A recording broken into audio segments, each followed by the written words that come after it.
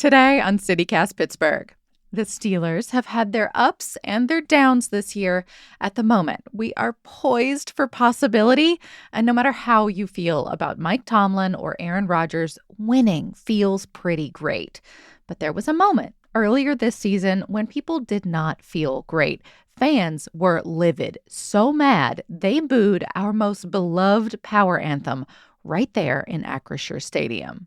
Oh, mama, I'm in fear for my life from the long arm of the law. Styx's 1979 hit Renegade is really special here in Pittsburgh. That's something I learned when I first reported the story a while back. I even made a bet about it. So let's dig in. Why it matters that fans booed the song, and what just having a power ballad like this says about our city and our team. It's Monday, December 29th. I'm Megan Harris, and here's what Pittsburgh's talking about.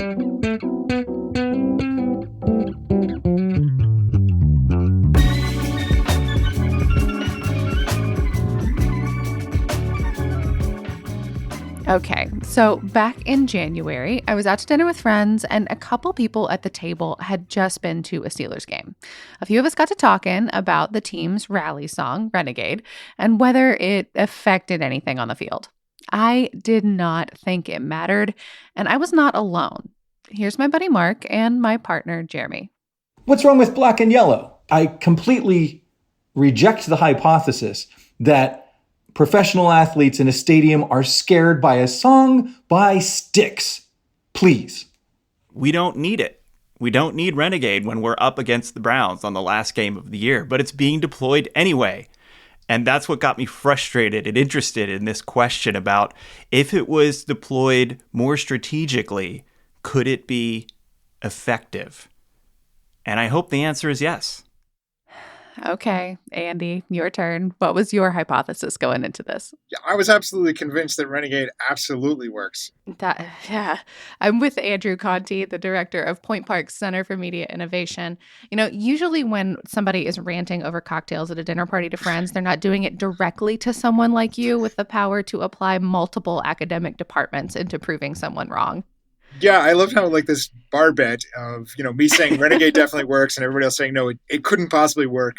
I came back to work the next day and I was like, we got to figure this out. I emailed the math professor and was like, do you want to do a research project? And he was like, sure, what is it? He didn't know anything. He doesn't really know anything about football either, but we started the project and he was really into the math side of it. Well, yeah, so this is your ball game, as they say. So tell us exactly how you and this math professor then got started trying to figure out whether a Styx song actually affects the Steelers game. Yeah, so like I said, I was at the Steeler game. I saw, they played the song. The crowd went crazy, as it always does. People always go crazy when they play Renegade at the Steelers game. And then the very next play, the other team fumbled, and I was like, that's Renegade. You thought that was going to be true of every use of the song? Oh, I think it is true. Yeah, I think Renegade always impacts the game. That's, I don't know. As a Steelers fan, it's like you watch how the song gets the fans riled up, and then you see how the fans get the players riled up. And to me, I was absolutely convinced that it would have an impact. And, so many people didn't, even whenever I talked to the Steelers at one point and they were like... Yeah, because they had to participate in this, right? Like they offered, I assume, a degree of data that you guys were then able to play with? Yeah, we got some help from them about when the timestamps were, whenever Renegade plays. So they're very specific rules about when Renegade plays. It has to be it's usually the fourth quarter, but it's always in the second half. It's after, it's when the defense is on the field. And it has to be during a 2-minute timeout. So the Steelers can't just play Renegade whenever they want. There are all these rules for it. Is the TV timeout thing because they don't want to pay for the license to use the song during a commercial?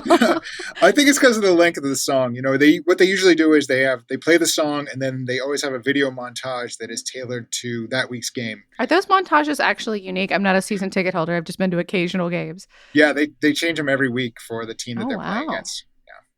So those were the rules, and you studied 15 years of data, I think. So let's just get this over with.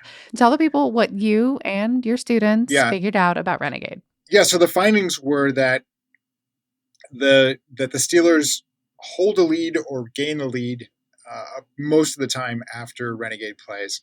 But the one statistic that really stood out to me was that the opposing team is 7 times more likely to fumble after Renegade plays. So it's still only 7%, but it's a huge difference from a statistical standpoint. It was a big statistical difference that the other teams, you can just sort of, as a fan, I don't know, when you're there, you're looking at it, and you're, especially if the team is not from the AFC North, they're from somewhere else, and they only get, maybe they've never heard Renegade in the stadium before, or they've never had this experience, and you kind of watch the players, like, I feel like they get a little deflated, and then the play starts, and at the same time, the Steelers' defensive players are going crazy, and the play starts, and then, the ball kind of pops loose, and, so it has a little bit of an impact.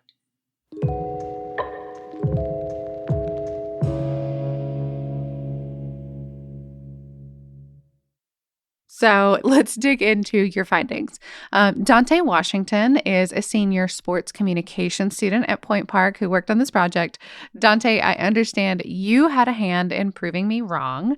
So were you familiar with Renegade before all this?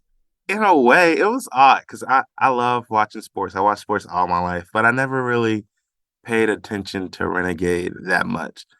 But once they told me how I got the song, it was a pretty cool story. And I know it was about, like, we were, like, down bad to the Browns in 2002, I believe. And after they played that song, we just, like, rallied back and came back. So I think the story itself was really cool. But overall, I wasn't too familiar with the song myself. Wait, Dante, were you alive in 2002? I was 2 years old. That burns. But with the data itself, with the Steelers and the league involved, was it easy enough to get a hold of? Yeah, so it's really interesting the way the NFL works these days. Every single play there's a database that's just available on the internet that includes every single play. And so once we got the timestamps for when Renegade played in the games, we went back and looked to see what happened on the first drive after Renegade played and what happened on the first play after Renegade played. And then we also looked at, what was the outcome of the game after Renegade.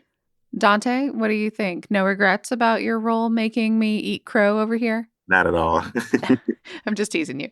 Are you glad you were able to participate in this project? It was just a really nice experience because I always wanted to do something with sports, work in a sports organization. So to be able to work with the Steelers side by side while I'm still in college was a pretty amazing experience for me, myself. Knowing that I gave them information or help with a project that I gave them information on that can help them win a game possibly, and I could also determine the outcome of their season was amazing feeling for me. So just overall, I just think it was a really good project. So, and it's funny, I talked to some sports information guys who, are professional, administrative guys in sports. And they were like, we wish we had something like Renegade because it's not easy to just create that. You can't just have a song and make it a Renegade. It has to grow organically like it did here. And the other funny thing is that a lot of people have been saying, if you look on some of the fan boards, they're like, Renegade's stupid. It's been around for so long. It's 20 years old. Come up with a new song. But within the stadium guys, they're like, no, Renegade is special and we really got to honor it. And I think now that the data is there to show that it has an impact, hopefully, fans and players will all get behind it. So, Andy, I guess we knew where you stood before, but were you surprised at all by the findings, at least what you were able to dig up?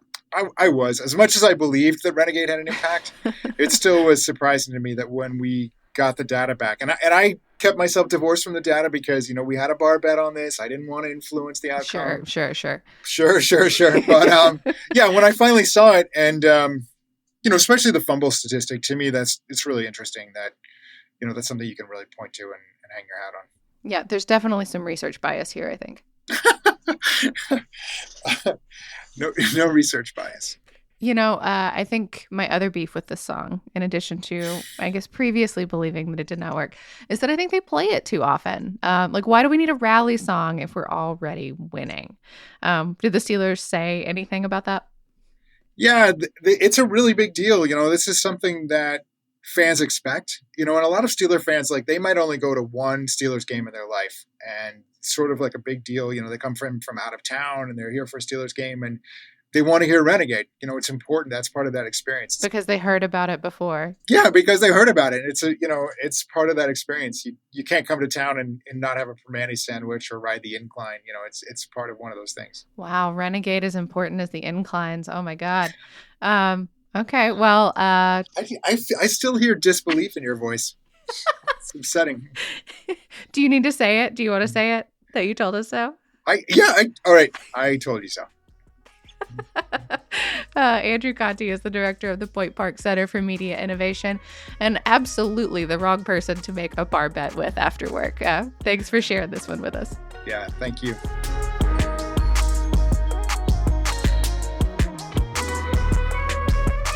That is all for today here on CityCast Pittsburgh.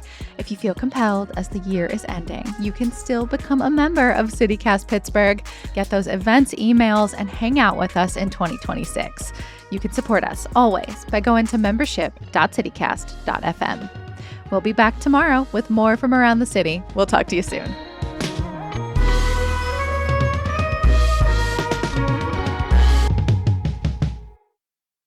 Now that you're playing it as part of the story, everybody will be singing in their head the rest of the day.